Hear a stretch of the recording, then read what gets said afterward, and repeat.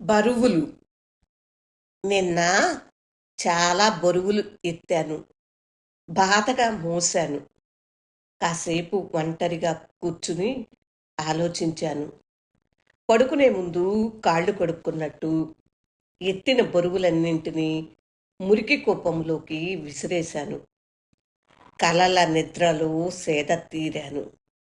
మా అమ్మ బుగ్గపై ఒక ముద్దిచ్చి నాకు కావలసినవి ఇవ్వమని గారం చేశాను కూడా.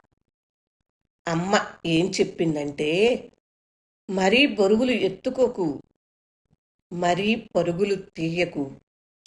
నీ శక్తి సన్నగిల్లకుండా, నువ్వు పడిపోకుండా ఉండాలి. నేనున్నానుగా. నీ బరువు నేనెత్తుకుంటాను. నీ పరుగు నేను పూర్తి చేస్తాను. పదిలం బిడ్డా అని ముదిగారాం చేసింది. మా అమ్మలో వేల యశోదమ్మలు కనిపించారు. నేను మాత్రం చిటికెన వేలితో గోవర్ధనగిరిని ఎత్తినట్లు బరువులను మోయగల సులువు కనిపెట్టాలి. మా అమ్మకు కష్టం లేకుండా. ప్రేమ ఎంత బరువో అంత సలీస్ కూడా. కాదంటారా?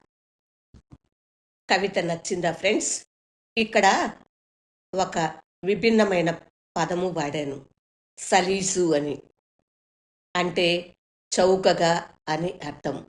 గమనించమనవి. ఉంటాను మరి. ఇలాంటి మరొక కవితని రేపే వినిపించేస్తాను.